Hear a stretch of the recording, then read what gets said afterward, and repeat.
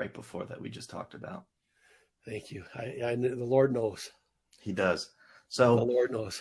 Barry, you're our Canadian man. Give us a little bit of more update about what's going on in the land above us in Canada. Well, I'll share a couple of things with you. On September 20th, there's a million person march for the children.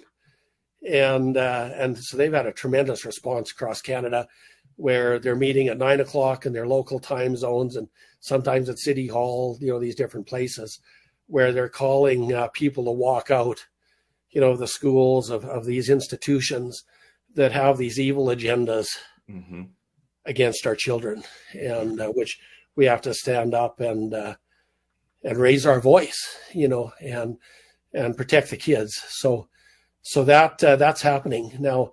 A couple of days ago, there was a federal government union Zoom meeting where they gathered all of these federal union employees from coast to coast. And they had it was a private meeting, but they did record it and it did get leaked, where they were calling their members to counter protest, to go out on the streets on this day and head to head, wearing masks and different things, cause ugly problems, to intimidate parents, grandparents, mums and dads for standing to protect the kids. And so, as a matter of fact, I believe that I have seen that in the United States, there's similar marches happening on the 20th for this. So I'd encourage you guys to, those that feel led to do that, to stand on this one. Now, here in Canada, it was started by a Muslim fellow, and he was kind of in chatting with a friend of ours, and I had shared about the Christians standing up and standing for the children to participate.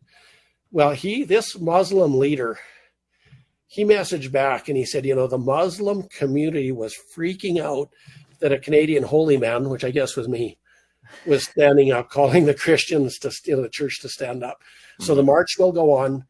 Pray for the event, and may there those that even get saved, as they go out to do that.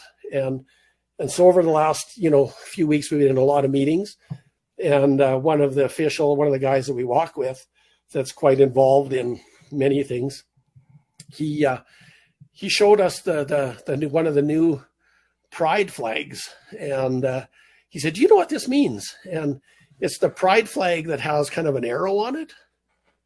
And that's I think you guys had a picture of it. Yeah, that's it. And anyway, he says, "Barry, do you know what the colors mean on this flag?" And I said, "I don't know." And he said, as most of us say. Right.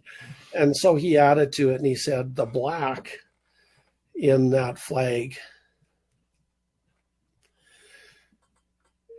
it represents, I believe it's called necrophilia, sex with the dead. No.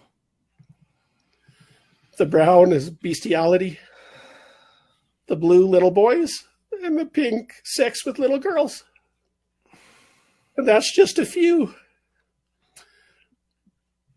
I don't want to digress further, but they want to think that this is okay to fly over our government agencies in the nation. Church, we need to wake up and we need to stand. And if you're involved in any of these things yourself, I call you, today is a day of repentance. That I tell you, lay that down, come to the cross and get out of it. Sin is one of those things where it'll often keep you longer than you want to stay. And so I'm going to make an appeal to those of you to hear the word of the Lord today. And even if you're in porn, we want to diminish that, but this all ties together. And so I'm going to just say, it's hard to have authority over something that you're involved in. And so I'll just leave that there. So that's a big deal. And then we have a Canadian, another fellow that we've crossed paths with, who's a Chinese Canadian, is a friend of mine. Well, he's a friend of a friend. And he was actually in the Chinese CPC administration in China and is now residing here in Canada. And according to him, he says that Canada is actually much worse than China. Wow. And I mean, this is from a guy that was on the inside over there. I mean, I can believe it. You know, that the tyrannical government here repressing us in unprecedented ways. You know, the latest, you know, we found in northern Alberta is there's a movement where they're calling in loans and credit lines from farmers, giving them 30 days to clear the debt. And if they can't, they're taking the land and their assets. Oh my. You know, of course, we have officials that aren't talking about it. And of course, we know why.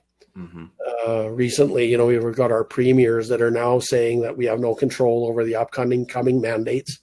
And so I'm going to have to order some of those T-shirts you guys have and spread them around up here. We are not to comply.